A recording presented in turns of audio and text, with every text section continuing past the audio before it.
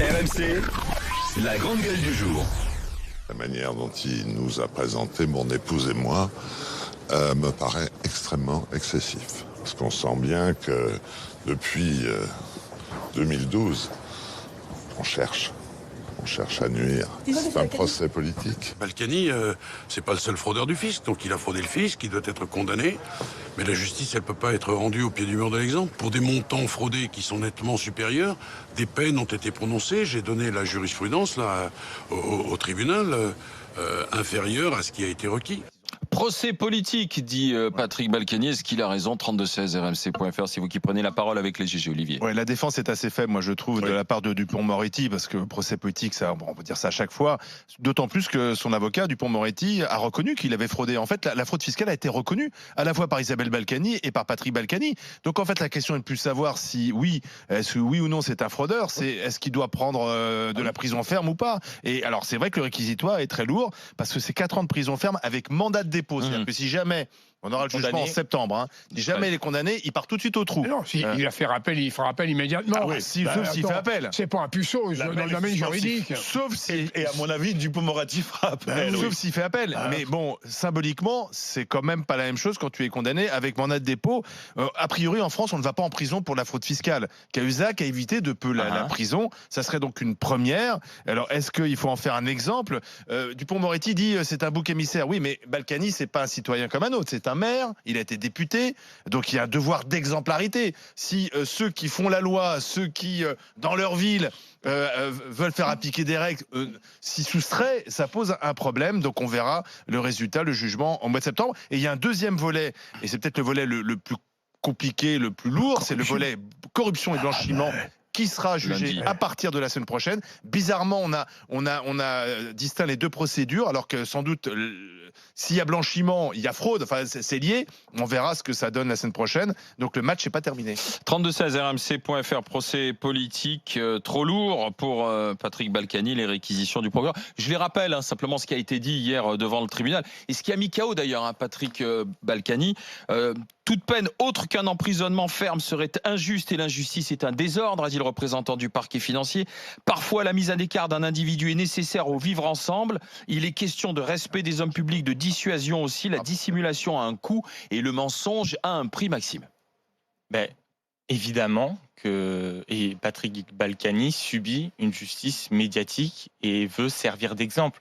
Je vais tenter de remettre dans le contexte avec quelques preuves juridiques. Déjà, le vice-président du tribunal du TGI, du tribunal de grande instance de Paris, Éric Alt, qui est vice-président, est également vice-président de l'association Anticorps, qui est également partie civile. Il est également vice-président de l'association Sherpa et également vice-président de la syndicat de la magistrature. Ce qui fait que ces conditions réunies ne fournissent pas à Patrick Balkany l'impartialité objectif que préconise la Cour européenne de sauvegarde des droits de l'homme. Donc ça, déjà, c'est pas respecté. Ça justifie un renvoi qui n'a pas été accepté et ça justifie également toutes les requêtes qu'a demandé Maître Éric Dupond-Moretti. Ensuite, il est important de dire que Monsieur Planchet, qui est le président de la Chambre correctionnelle, a déjà délivré une ordonnance pour un député dans le sud de la France, dans lequel il homologue la reconnaissance préalable de culpabilité. C'est un concept très flou en droit, mais qui justifie en quelque sorte que, à partir du moment où il y a telle fraude ou telle fraude commis par un député, et sous le seul prétexte que ce dernier est député,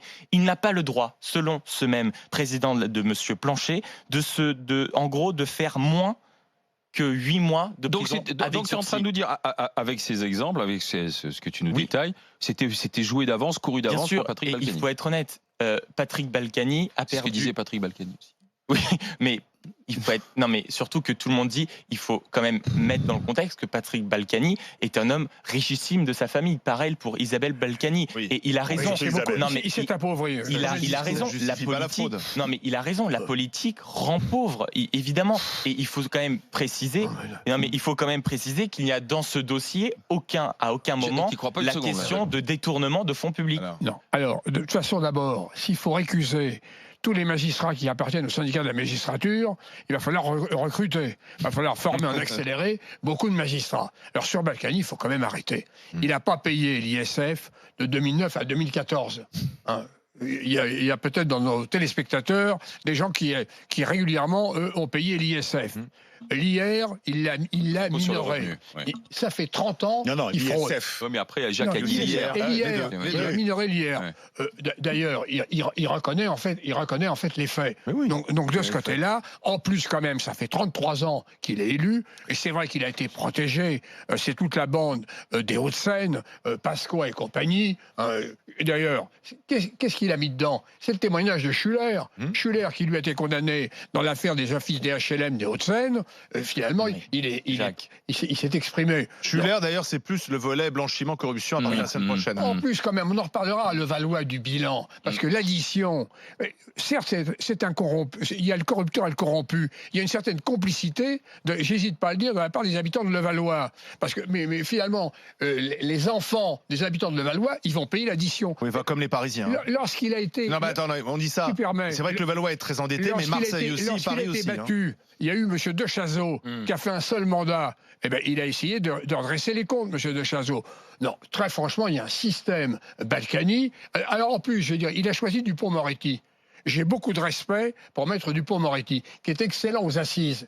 Mais comme Dupond-Moretti n'a pas de bon rapport avec les magistrats, là, il est en correctionnel. Le choix de Dupond-Moretti n'est pas un bon choix, je n'hésite pas à le dire, en correctionnel. Et là, puis, il a fait une au-delà de erreur ça, tactique.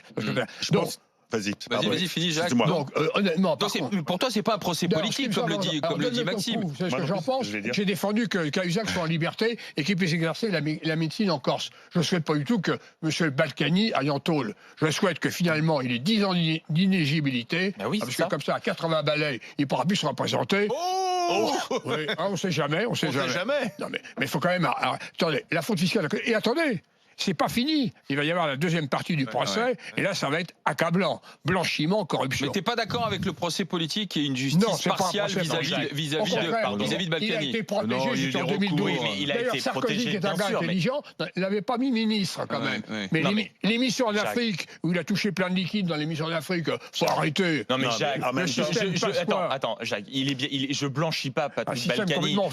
Je dis, non, mais non, mais J'assume. Mais je dis juste quand même c'est assez facile dans les médias de faire l'apologie de la volonté de la condamnation de Patrick Balkany. Je veux dire, il y a une justice en France. Si demain, toi, par exemple, tu passes au tribunal pour le divorce, t'as pas envie que le président du tribunal soit, par exemple, l'amant de ta femme, par exemple. Évidemment, ça te mettra dans le mal. Mais là, c'est un peu ce qui se passe avec Patrick Balkany. Maxime, je peux te rejoindre, mais il y a des paramètres qu'il faut absolument prendre en considération dans ce cas précis. Le premier, c'est que là, on essaie de nous faire entendre que oublier de payer ses impôts de 2009 à 2014, c'est pas quelque chose de grave. Ça n'a rien à voir avec les médias. Il se trouve que l'époque ne peut pas accepter ce discours.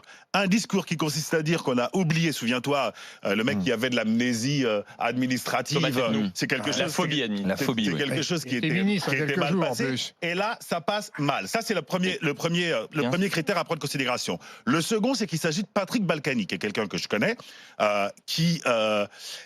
est un individu à la personnalité singulière. Il faut savoir que pendant le procès, au tout début du procès, son téléphone portable a sonné. C'était la sonnerie des Totons Flingueurs. Un peu d'humour. Ensuite, il a fait la blague. Attention. Ouais, ensuite, il a fait la blague qu'on a tous vue sur son âge, qui a même déplu à son conseil, qui lui a dit, écoutez, arrêtez. Il a ajouté que son père avait la fâcheuse manie de collectionner les lingots d'or, que si tous les mauvais payeurs étaient comme lui, les prisons seraient pleines de mauvais payeurs. Il y a l'histoire des 87 000 € de billets d'avion, les coffres du parc.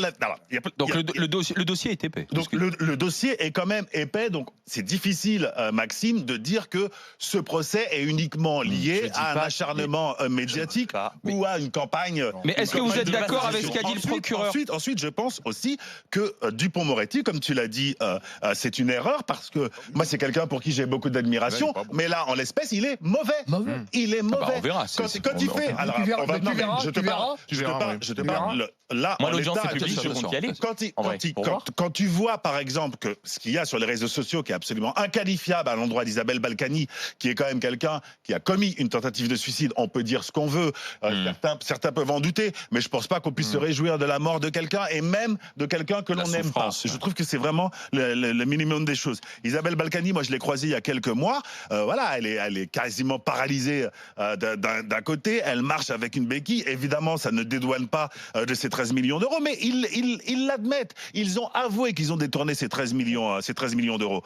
Donc je pense qu'au-delà, effectivement, il y a une perception collective qui justifie cet acharnement de la part de la population à leur endroit. Donc, comme je le disais, justifier, ou en tout cas se réjouir de sa maladie. Mais le dossier n'est pas vide. Le dossier n'est pas vide. Pardon, mais attends, quand le parquet dit la mise à l'écart d'un individu est nécessaire au vivre ensemble, est-ce que vous êtes d'accord avec ça? C'est-à-dire la mise à l'écart, c'est-à-dire le fait de condamner Patrick Balkany et qu'il aille en prison, pour le parquet, c'est nécessaire au vivre ensemble. C'est l'exemplarité qui fait que nécessaire au vivre, on se sentira mieux. C'est ce qu'il dit, le parquet. C'est ça qui a choqué hier, et qui a fait bondir Balkany et son avocat, Maître Dupond-Moretti. Mais oui, mais c'est bien sûr, mais bien sûr, toute la société ira mieux quand Patrick Balkany ira en prison. Mais parce que le fraudeur du fisc est devenu le mal absolu. C'est ça. Mais surtout quand tu es responsable politique. C'est l'époque qui veut ça. Non, mais à aucun moment il s'agit de dédouaner Patrick Balkany. Ce qu'il a fait, voilà. Non, mais attendez, ce qu'il a fait, c'est mal. Je veux dire, de quoi? Oui, c'est mieux. Honnêtement, Maxime, on pouvait en douter. C'est pour ça que j'ai. Non, mais attendez, mais attendez. En droit, non, mais quand vous un peu trop la cause. Merci. J'ai des billets de 500 mots dans le champ, mais quand vous allez en justice, il y a des règles. Or, il s'agit que le président de la chambre correctionnelle qui juge M. Balkany a fait ce que l'article 5 du Code civil interdit, c'est-à-dire qu'il a prohibé les arrêts de règlement. Or, c'est précisément ce qu'il a fait dans une autre affaire. À aucun moment, un président a le droit de dire qu'à partir du moment où tu es député et que tu fais de la fraude fiscale, qui que tu sois, quelque montant que ce soit que tu fraudes, tu dois obligatoirement faire plus de 8 mois de prison avec sursis. Ça n'existe pas, ce n'est pas compte tenu qu'il a un conseil comme Dupond-Moretti, ça n'est pas légal. Ce que tu dis là, il le sait. Et comment se fait-il que Dupond-Moretti n'en ait pas fait état? Écoute-moi, va à l'audience et lis les détaillés. Non, mais il faut lire impérativement les détaillés de l'audience qui sont sur Internet. Et ça, je suis désolé, c'est important, c'est essentiel pour comprendre le fond de l'affaire. Et tout le monde dit oui, la villa de Marrakech, oui, les 13 millions. Les montants sont pas exacts. Et au niveau de la villa de Marrakech, ce n'est pas prouvé. Éric Dupond-Moretti a dit qu'il allait... non plus. Mais de quoi? Celle de Saint-Martin non plus. Celle de Saint-Martin non plus. Donc on qu'il n'a pas payé l'ISF pendant 5 ans, ça s'est prouvé. Ce n'est pas... Qu'il a minoré l'ISF, c'est prouvé. Est-ce que c'est un bouc émissaire du pratique politique? Ce n'est pas aujourd'hui. C'est ça. Est-ce qu'aujourd'hui, si tu veux... L'affaire est assez claire. Il paye pour les 30 ans de pratique qu'il y a pu y avoir dans les Hauts-de-Seine ou quoi que ce soit. Attends, Maxime, là, je suis désolé, ça fait 2 heures que tu plaides pour Balkany. Mais je plaide pas pour Balkany. Moi, tu dis des contre-vérités. Bah non. L'affaire est assez claire. C'est des gens qui ont hérité de beaucoup d'argent. De l'argent qui n'avait pas été déclaré. J'ai dit. Avec des comptes en Suisse, des lingots, etc. Et c'est des gens qui ont mis en place des systèmes pour que cet argent mais ça c'est reconnu au fisc. Voilà, c'est reconnu et c'est pas très compliqué. Et donc le fait qu'il ait mis un système ne mérite pas qu'il ait un procès juste équitable. Et Éric Dupond-Moretti ne plaide pas non coupable. Je vois pas en quoi il est inéquitable. C'est toi qui le dis. Mais 32-16 RMC.fr, la discussion continue avec vous, bien sûr, dans les GG, dans les grandes gueules. David Dicken, Jacques Maillot, Maxime Yeddo. RMC jusqu'à midi. Les grandes gueules.